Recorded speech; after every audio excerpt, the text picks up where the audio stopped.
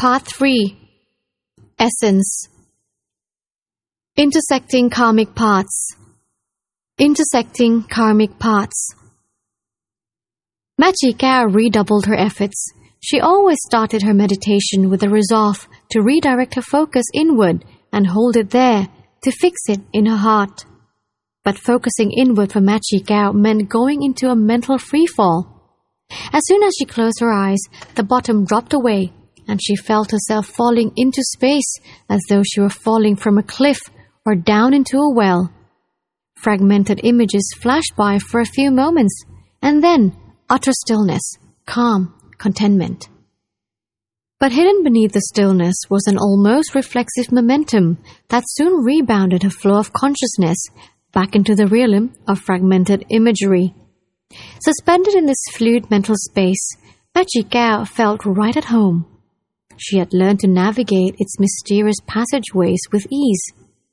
Following a flash of recognition, a presence, an emotion, a disembodied consciousness, she plunged into another world, the myriad realms of sentient existence. Her desire to understand the truth drove her to observe newer heights and depths of saṁsāric being. Constantly observant, she noticed celestial forms, the means of dialogue, and their habits, customs, and beliefs.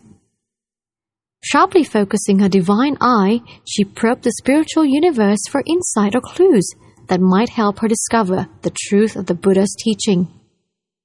Again, she was falling victim to the outward tendency of her conscious mind. As she struggled on her own to deepen her meditation, Mae Chee Kaew was unaware that one of Ajahn Mun's close disciples had just then reached the final stage of realizing the truth of Dharma, and that their karmic paths would soon intersect. Ajahn Mahabawa Yanasampanno headed into the Phupan Mountains following Ajahn Mun's cremation. Several days of hiking brought him to Wat Doi Thamachedi, Ajahn Kongma's mountain retreat, where several years earlier Mae Chee Kaew had struggled so spiritedly with a stubborn temperament. A consummate spiritual warrior, Ajahn Mahabawa attacked the defilements of his mind as though they were a mortal enemy, accepting nothing short of their utter capitulation. For years his meditation had resembled all-out war, each seated session like hand-to-hand combat, each walking session a life-or-death struggle. One by one, his inner adversaries were beaten into retreat, no mercy given, no prisoners taken. Still, he pursued them relentlessly, searching for the hidden source of their power. Beginning with the most obtrusive and obvious mental defilements, the foot soldiers, he cleared a path and battled his way through until he reached the elite troops, the subtler and more cunning deceptions that encircled and protected the elusive commander, the fundamental delusion about his mind's true essence. The primal delusion that mobilizes the forces of greed and anger is always cunningly concealed in the deepest recess of the heart. Being the chief ruler of the entire samsaric realm, delusion is defended to the death by its formidable army of mental defilements. To liberate the mind from its scourge, these guardians must be disarmed and stripped of the deceptive power. To breach the ramparts of his own fundamental delusion, Ajahn Mahabawa rallied his own supreme forces, mindfulness and wisdom, and lay siege to delusion's inner sanctum. Confronting the defenses with mindfulness and disabling them with wisdom, his forces methodically closed in on the enemy's stronghold. When all the mental defilements were finally eliminated, the last one left in the heart was the great commander, the underlying delusion that creates and perpetuates the cycle of birth and death. The final assault had begun.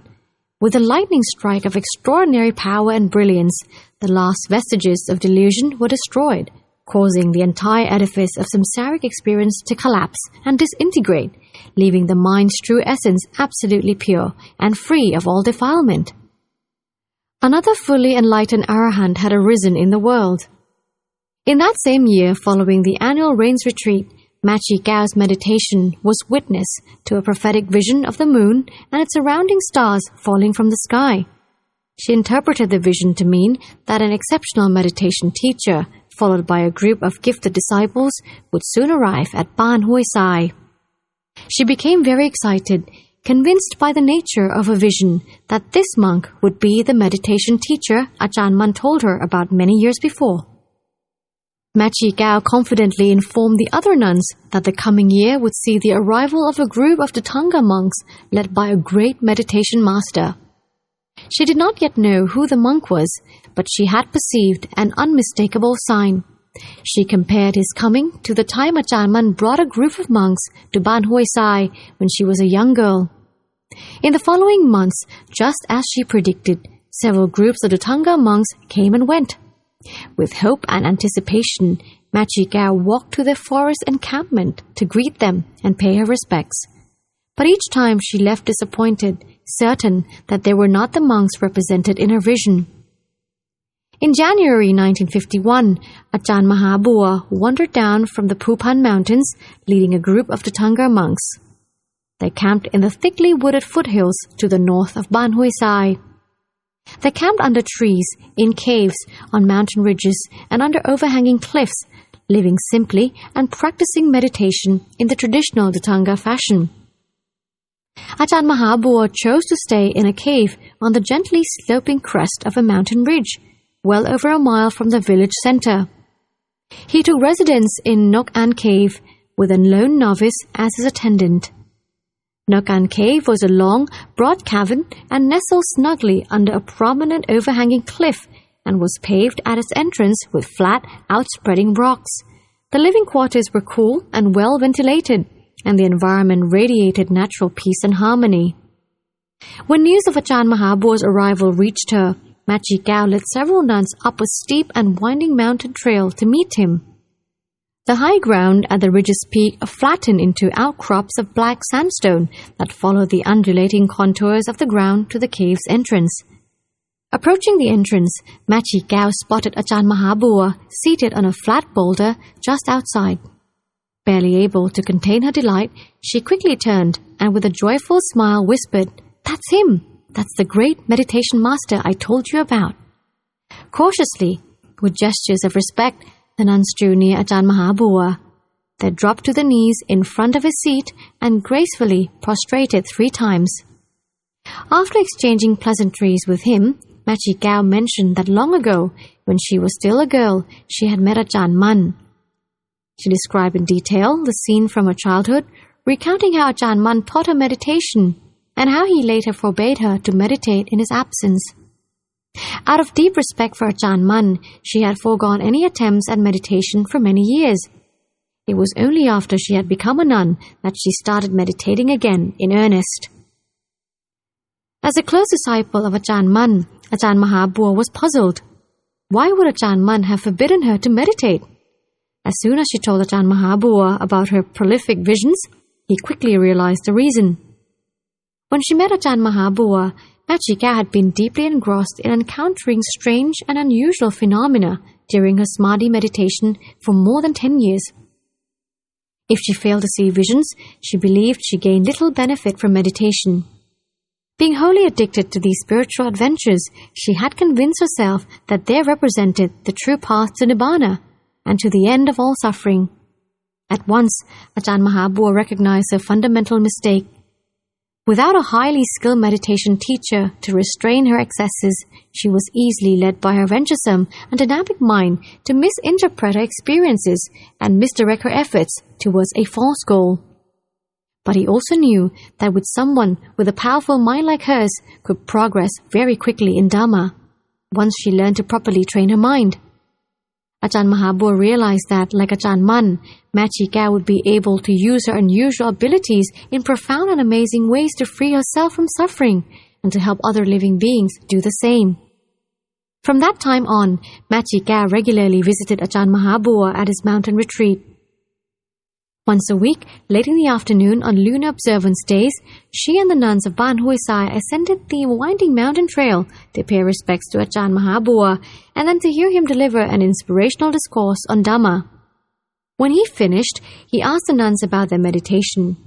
Every time Ajahn Mahabua questioned Mae Chee Kaew, she spoke only of the extraordinary phenomena, the variety of ghosts and disembodied spirits she encountered.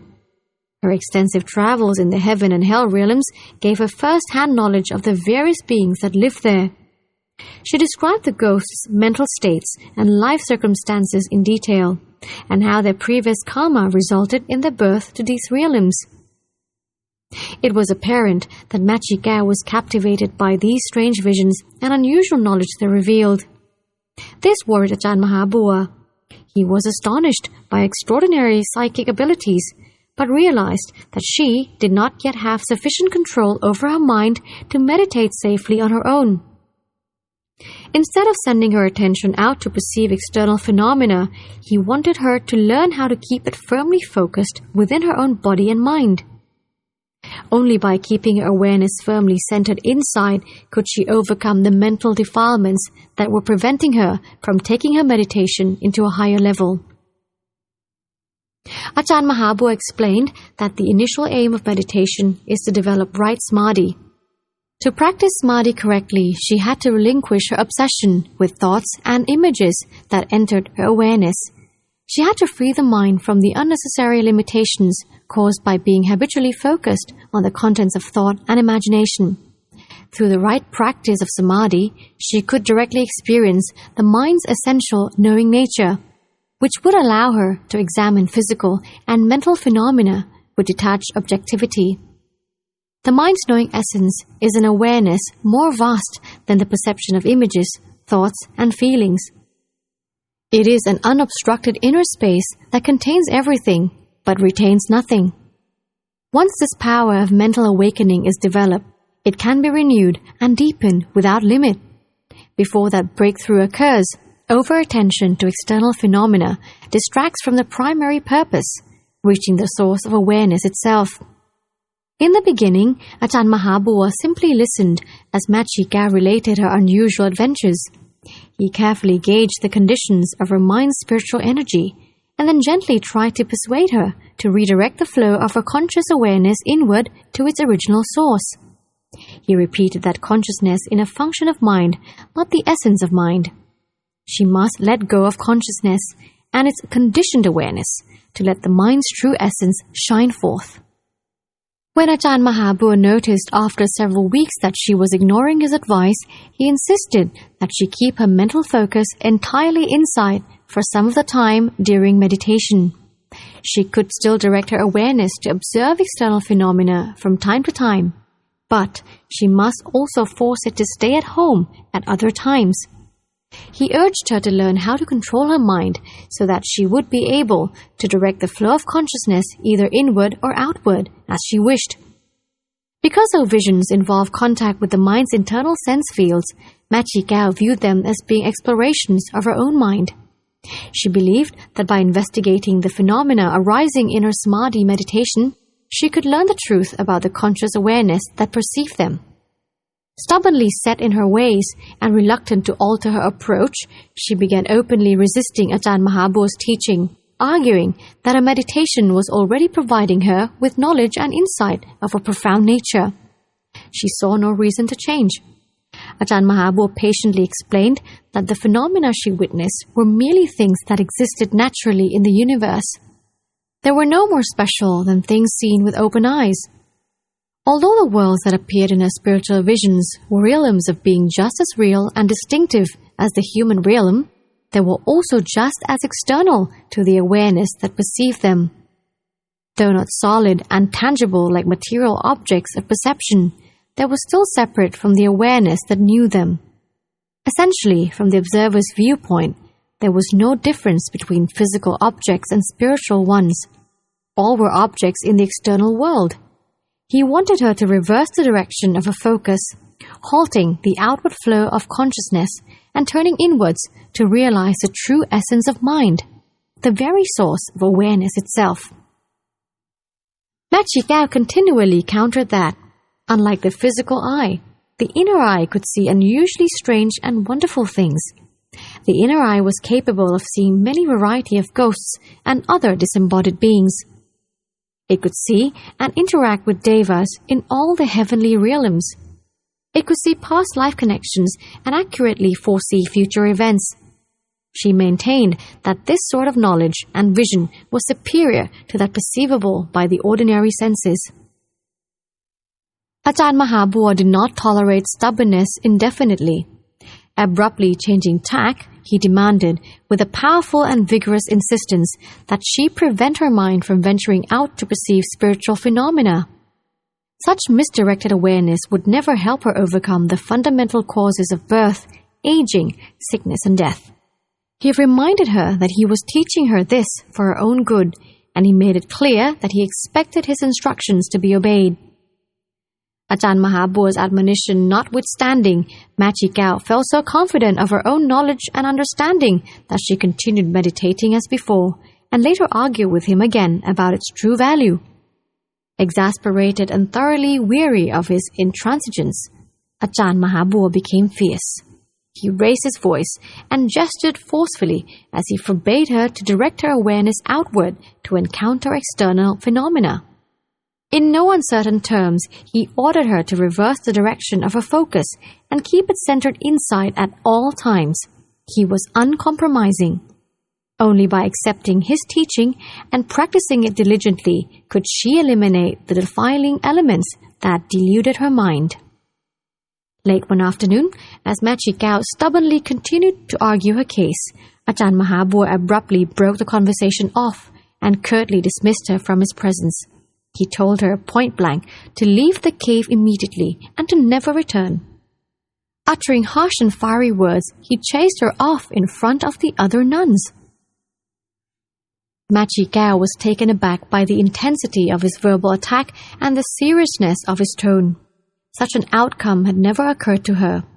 Mae Chee Kaew left Ajahn Mahabua's cave in tears, feeling utterly devastated, her confidence shattered.